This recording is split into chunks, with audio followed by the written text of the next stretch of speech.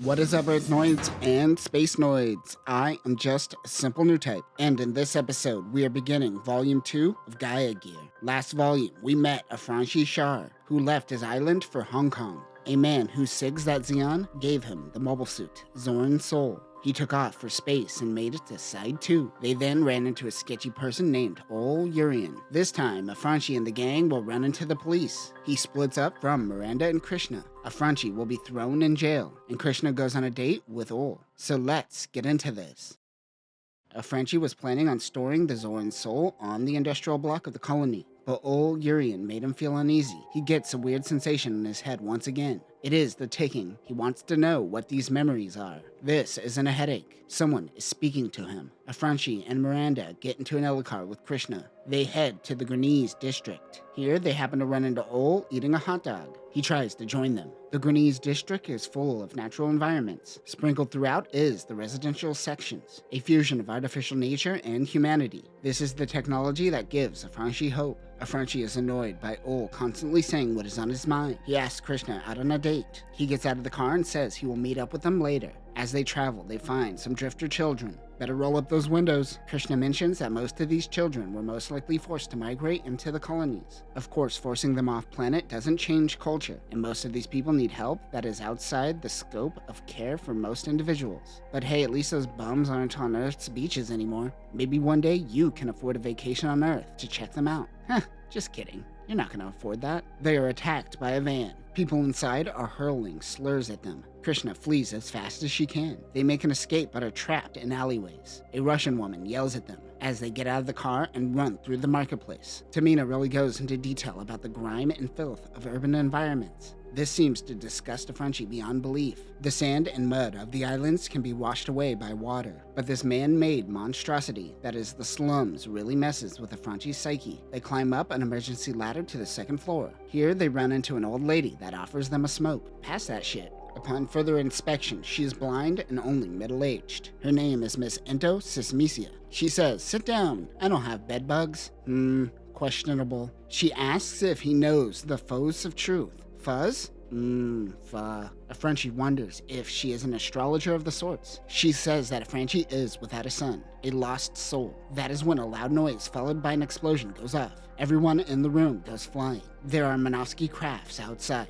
We mentioned these a few times. These are the Minox. The Minox is a recon craft used by Maha. The circle around the airfoil is a Minovsky craft generator fin. This allows for high mobility under Earth's gravity. There is a saying from old F4 pilots, "With enough power, you can make a brick fly." This mobile armor reminds me of that quote. Afranchi tells the old lady to get up. Krishna says they need to all move now. The lady doesn't want to go with them, so Afranchi decides to drag her out of the chaos. As they run, another blast goes off. At that moment, Lady Ento flees on her own. He thinks that using weapons like this outside the colony can't be standard policy. Another explosion goes off. They have to keep moving. They find a shelter, which is what Krishna was looking for. 100 years ago, this would be used during unstable times for colonists to flee in emergencies. But now they seem to be forgotten. Afranchi yells out for the people to hide out here, but no one listens to his calls. There are various layers to the escape tunnels depending on the state of emergency and can lead out into space if necessary. They need to find flares and normal suits. An emergency announcement is made by the Colony Public Corporation to evacuate to certain sectors. They're going to have to walk 4 kilometers. They then run into 5 men in black normal suits.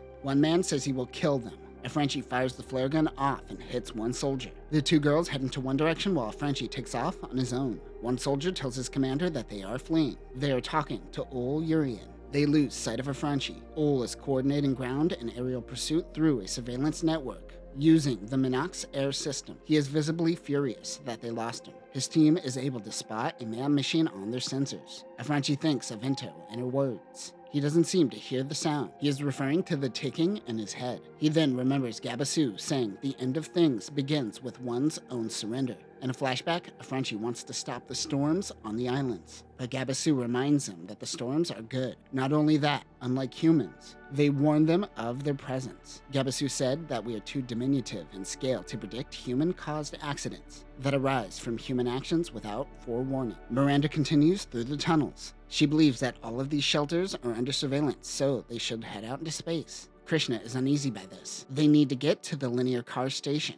Linear cars are those trams that Camille and Fa took in the first episode of Zeta. Miranda happens to have a Colony Public Corporation card that allows her to access the emergency corridors. Meanwhile, Frenchie makes it onto the streets. Then, suddenly, a flash of white light. It is a police officer that demands to know who he is. Another officer grabs him from behind and punches him when he asks too many questions. The man's hairy arms chokes Frenchie. Hairy arms? Tamino, you got a hairy arm thing going on? This is an assault and you're focusing on hairy arms. One punches him in the solar plexus and he passes out eventually. At that time, a Zoran soul comes in and fights against a Minox. He wakes up in a lucid state thinking of Everly. Pain brings him to reality. While coming to, there are 3 men taunting him. He tries to get answers out of them, but they try to grab his balls instead. Ooh. Frenchie asks if there are cops. They laugh at him. 2 begin attacking, but Frenchie dodges. He is able to bob and weave with ease. A 3rd, bigger man attacks, but Frenchie gives him a nice headbutt. He never experienced conflict like this on the islands. They stop fighting and asks where he comes from, but he doesn't know. His lack of understanding is starting to become a frustration. An officer opens the cell and tells Frenchie to come with him. The big man says that his name is Toto Goring. Frenchie is handcuffed and escorted out. Frenchie learns in real time that police in positions of power exploit said power. One officer tells another to remove the handcuffs. This is a plainclothes officer, it seems. He tells Frenchie that he can leave, but there is a storm outside. Frenchie wonders what is going on. He tells him that they are a part of internal affairs and he was detained unlawfully. He's free to go, but he shouldn't expect retribution for the corruption. Like the police said, there is a storm inside the colony. As he leaves, he realizes he has nowhere to go. He heads towards the metro station to get on the colony linear train. An emergency is currently happening outside of the colony and the train is closed. Frenchie sees a TV discuss a hole in the colony, which is the cause of the storm inside. It should be fixed soon, according to reports. People on another channel discuss if this is Maha or the Federation's doing. Frenchie realizes that even the people in the colonies get surface-level truth fed to them. He must find Krishna and Miranda. No one will help him. Ul is talking to Captain Bijan Dargol, and they seem to be tracking Frenchie. He submits his report on his investigation so far. The commander mentions the Z organization making moves. While Frenchie was passed out, he was given a truth serum and a tracker. After their meeting, Ul mentions he has a date, referring to meeting up with Krishna. Frenchie still wonders why the officers let him go so easy. His head is pounding. He wonders if they planted a tracker on him. They did. Everything about these artificial environments are an illusion to him. He thinks of Everly. Frenchie wanders onto a fire as a crowd gathers. Police are collecting dead bodies. Captain Madras of the Spacious are able to find Frenchie's location. They inform Krishna, who is prepping to meet with Ul, which seems to be planned on their end as well. Just some casual espionage. Maha may be mobilizing soon, so he puts Karen Mead on standby. Her and Krishna are their aces. They have to focus on getting a Frenchie and retreating. They prep 31 Square. Miranda and Krishna seem to conflict on ideologies. Krishna is defiant by Miranda's ideas of breaking down the chain of command. Frenchie notes while wandering around that even though most are poverty-stricken in the colonies, they aren't burdened by the struggles of survival. No hunting or growing food. Some could say the upper class of this society might even have less freedoms than those living in the streets. Modern wisdom for these people are bypassing the economic systems instead of learning of the plants that surround them. He recognizes that people need the uncertainty that nature offers. Frenchie is constantly reminded that a few kilometers in either direction is the vastness of space. It really makes him paranoid.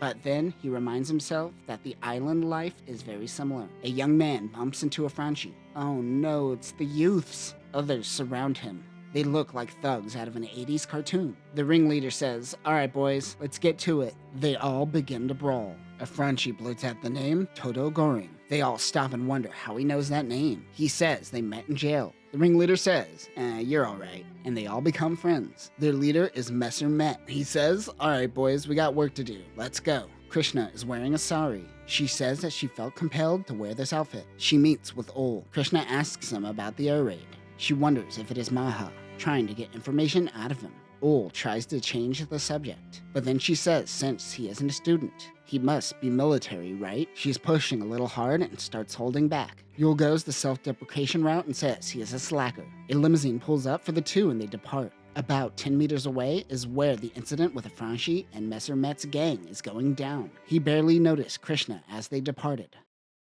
Spacious member Joe Surin meets with Frenchie. He checks his body for any trackers left by Maha. They get into a taxi around the corner, barely going that far. They get out and meet with Miranda.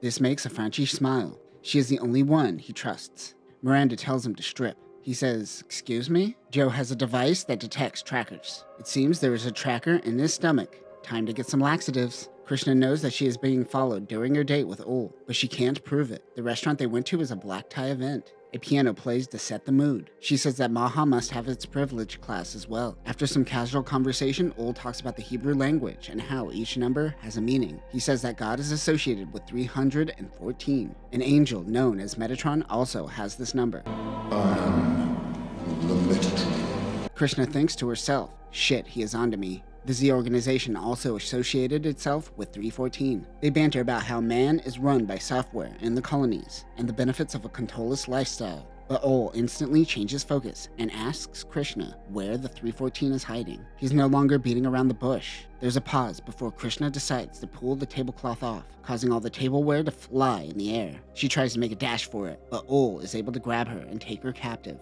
Miranda hands Afranchi a laxative. She says this needs to be passed by tonight, and it's an enema. Good luck. What is the situation with Krishna? Joe wonders. It seems she has been abducted by Maha, and they are probably on their tail as well. Afranchi wants to go after Krishna, but that isn't a smart move. Bombs go off behind them. Also, Afranchi's stomach starts turning. Oh, it's coming, buddy. Afranchi shuffles to the bathroom in shame. They are in a camper van. So anyways, the rest of this chapter is Tamina going into detail about Afranchi's shit. Maha's plan is to exterminate 31, a base of anti-Federation movement. Ol says this looking at Krishna while being interrogated, all while in the limo. She wants to know what she is hiding. She just repeats, "I don't know" to him. Ol wants to know Afranchi's relationship with Shar Aznable and about the Z organization. She thinks about jumping out. Ol calls in his Minix. Ol tells the driver to go faster. They're heading into the colony control within the mountains. Ol gives Krishna a nice punch in the solar plexus and grabs a gun. 3 motorcycles are around them with some Minix chasing after in the distance. Ol fires on them. One bike is bumped off and crashes. Another motorcycle explodes. He gets control of one Minix remotely from the limo. Behind some of the bikes is a caravan. They were the ones pursuing. Kieran Mead is coming to provide cover. Joe accelerates closer. Afranchi has to take a shit, but nothing comes out. Ooh, that butt pucker. They see a Minox in the distance. Ol constantly thinks the driver of the limo is incompetent and not worthy of Maha. He throws Krishna into the Minix. One civilian Elokar goes up in flames. Afranchi notes they will kill civilians. Something attacks near the caravan, causing it to fly in the air and crash. One Minix goes down as the others converge on a man machine. He realizes that this man machine isn't the Soren Soul. Joe and Miranda realize they got it working. This is Gaia Gear. That's the name of the book. The Alpha 000001 Gaia Gear Alpha is the titular man machine. It is powered by 4 ultra-compact Minovsky fusion reactors. These were even more miniaturized than those seen during the Formula Project era. This unit is designed to be the most advanced man machine. Its fire control system is capable of near infinite scaling, which means it could fire as much as it could hold. It also has a miniaturized Minovsky craft system and a Psychomu system. This can also throw Minovsky barriers, which can protect it from beam attacks. Other weapons include a needle missile pod, a beam saber, the ECM jammer, a hyper mega launcher, 2 hand beam guns, and the sand barrel anti-missile grenades. They all panic and get to safety. Afranchi watches as the man machine takes out the Minix. More man machines approach, but Afranchi doesn't have time to watch this. He has to take another shit. The 2 other machines are Gusas. The UM-190B1 Gusa is a mass-produced man machine used by Maha. They share many parts used by the Federation and look similar to FIDI units. The sand barrel is a remote anti-funnel grenade launcher. It also is equipped with a beam saber, a beam rifle, a shield with a beam cutter, and a mega beam launcher. It could also be equipped with a long flight drive and a Minovsky drive unit. Joe has a huge gash on his head, and Afranchi's side is in agony. Kieran launches Minovsky barriers. The Minix shoots, causing the beam barrier to explode. Ol's Minix goes down. Krishna holds on. The 2 are safe and get out. He knows she is an anti-Fedi terrorist and tells her that they are far worse than the military. Krishna notes Ol's sinister nature. 2 man machines approach Gaia Gear. Kieran dodges a beam blast. He does a full sensor sweep. Gaia Gear outperforms the Gusas. The 2 try to flank, but Kieran clears the gap. He is afraid that they might use Minovsky particle weapons in a colony, which is illegal. Not that it has stopped people in the past. Suddenly, a flash of light. Gaia Gear goes down on top of an urban building. Oh, those poor suckers in that building. The Gusa takes a direct hit from Kieran. The pilot's name is Jonathan Lee. This is his first real battle. Suddenly, a man is near his hatch telling him to get out or he will kill him. It is a Franchi Shar. He has a rifle. The man gets up, but he goes for a pistol on his waist. He decides not to grab it. Joe and a Franchi get Jonathan out of the man machine. A Franchi gets in and pilots the Gusa. He tunes the radio to the spacious frequency. He tells the captain he's heading out. A Franchi finds the other Gusa. On the radio, he hears that Unit 18 has been commandeered by Shar Aznable. One man tells him to get out of the machine. He thinks he is talking to Jonathan. A Franchi fires at the Gusa. He hits the shield and right leg. The beam rifle seems unusable now. A Franchi has to be careful in the colony. He doesn't think that he killed the enemy, but the unit goes down. And then, suddenly, diarrhea hits a Franchi. Kieran in the Gaia Gear comes over and asks what he's doing. A Franchi says, "I'm shitting my pants, don't look me in the eyes." They regroup with Joe in the yellow car, where Kieran and a Franchi argue even more. A Franchi says, "You try piloting a man machine with poop in your pants." They get into the car while Miranda gets into Gaia Gear with Kieran. A Franchi stinks, so he goes into the Gusa alone. They head towards the entrance where they entered the colony. They follow a river where they find a hole. The river is transparent and you could see outside the colony from it. They head out into space. A Franchi notes he doesn't have a pilot suit on, and he probably wishes he had electrolytes. There are 2 Minocs. Kieran will cover him while he heads out in the hole. 3 man machines stop him from exiting the colony. They're confused because it is an ally machine. A Franchi fires one at point-blank range, so not to hit the cockpit. He exits the colony and books it. He then hears Miranda's voice. Gaia Gear approaches. Ul is talking to Simnao Aban. He hears the radio saying Unit 18 has been commandeered by Shar Aznable. Ul notes that many have adopted this name over the past to create their own revolution.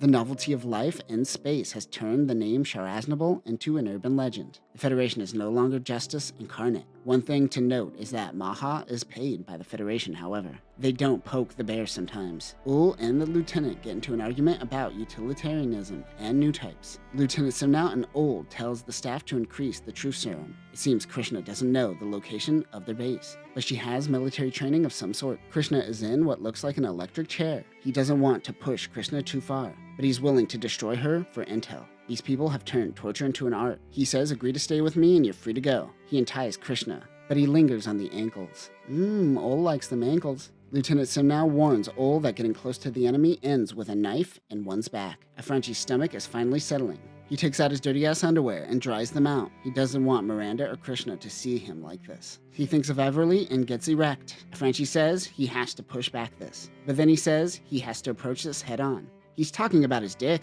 so a Franchi both cries and masturbates. Alright, maybe this dude could focus now. A Franchi doesn't believe in the stoic lifestyle. Yeah, dude, you got your lust gunking up all the control systems. Tamino calls it the art of emotional alchemy. Just admit you like rubbing one out. You don't have to justify it. He believes Stoics are finally in a constant state of frustration and seek gratifications in life. Control is an emotional intelligence. They are hiding from the truth for self-preservation, not able to gauge the world around them. This entire chapter should be called A Franchi's Post-Nut Clarity. A Franchi wished that people could be shaped by the best parts of one's past, without resorting to nostalgia. Franchi just called out half the Gundam fanbase. Unlike Ol, a Franchi is unaware of the Hebrew numbers being used as code for the Spacious. They make it to a base. It is a section of a colony as though someone took a slice right out of the center. This place seems to exist in a sort of gray zone with the Federation. A Franchi wonders if he will be treated as a prisoner here. They land on the base. One man skin talks to him and taxis him to the deck. He makes sure he cleans up all his shit, semen, and tears. He is finally able to open the hatch. He meets with Margaret Lane. A Franchi says, "Nice to meet you, please incinerate my diarrhea." He gets out of the man machine to finally meet Captain Madras. After talking, the captain is certain that he is Shar Aznable. There was also an old man next to him, simply referred to as the Admiral. His name is Azaria Parrish. Miranda guides a Franchi to his quarters. She too is only a small part of a greater whole, and she doesn't know the greater picture. But she believes the ideals of Shar Aznable. Even though he was only able to form a small dictatorship in his lifetime, they believe his words live on. A Franchi rests for now. He learns that the ship they are on is called the 31 Squared. The 31 Squared is a heavy cruiser used by the Z organization. This is the fusion of mini-ships to form a Frankenstein. It has 2 bridges, anti-ship megaparticle cannons, a man-machine catapult, 2 hyper-mega cannons, and anti-ship missiles. The Admiral is mad at Captain Madras for bringing Afranchi with them. As the two bicker, Afranchi steps in. He confirms that they did do a blood test on him, and he does indeed have Char's DNA. If that is the case, he commands them to plan an operation to save Krishna. He says that these men have the facade of order, but the inability to take action. He doesn't take any of the Admiral's nonsense no more, even though he still urges him not to do this. He says, "Give me the mic, I'm about to go full Bill Pullman up in here." Afranchi says, "I asked to entrust your blood, your sweat, your very lives to this mission?" Applaud erupts as he drops the mic. The last thing the Admiral says is, "Don't let your passion lead you astray." This is how Char failed. Afranchi meets Kenset Bailin, Hatana Nomusozaki, Kenneth Bren, and Nias Kane. Everyone is mesmerized by him. Afranchi asks about 314. He learns it means Medatron. They decide to rename their organization Medatron and the 31 Squared the Mother Medatron. As the bridge informs the ship of the name changes, Afranchi heads down to the mobile suit deck. He sees 4 Dochadis. The Dochadi is a limited series man-machine used by Medatron due to its low production cost. This man-machine is about high maintainability and versatility. This allows it to create a recon loadout, for example. This is due to its modular backpack. Weapons depend on the loadout. Afranchi still is struggling in 0G. Margaret Lane comes over and gives him a push. Joe thinks that they will be fine with a show of force to get Krishna back, but Kieran is pessimistic. Afranchi gets into his pilot suit. They head towards Hellas at Side 2 and threaten to attack if they don't release Krishna. Captain Baijan Dargal of Maha begins making moves. This was bad timing as he was about to meet with the Prime Minister, who wants Maha to have more military power. Ul-Yurin gets into his pilot suit. He wants to use the Brahm Texter. This assault seems chock full of emotion. Why mobilize a warship for one girl? He grabs Krishna as he looks up at the Brahm Texter 0. And that will conclude Gaia Gear Volume 2. What a roller coaster of a light novel. Dude goes from crying to shitting himself to masturbating to becoming a leader. We will wait till next episode to break down the Brahm Texter. What Tamina was trying to drill into your head is that the societal systems in place is a false sense of reality. It's a false sense of confidence, which leads to nostalgia-driven individuals. Next volume, Medatron attacks Maha in order to save Krishna. Maha will try to do some reverse immigration. I think that's just called an invasion. And the Federation gets involved. But that will do it for now, new types. Remember, try to keep your pants on during a mission. Peace.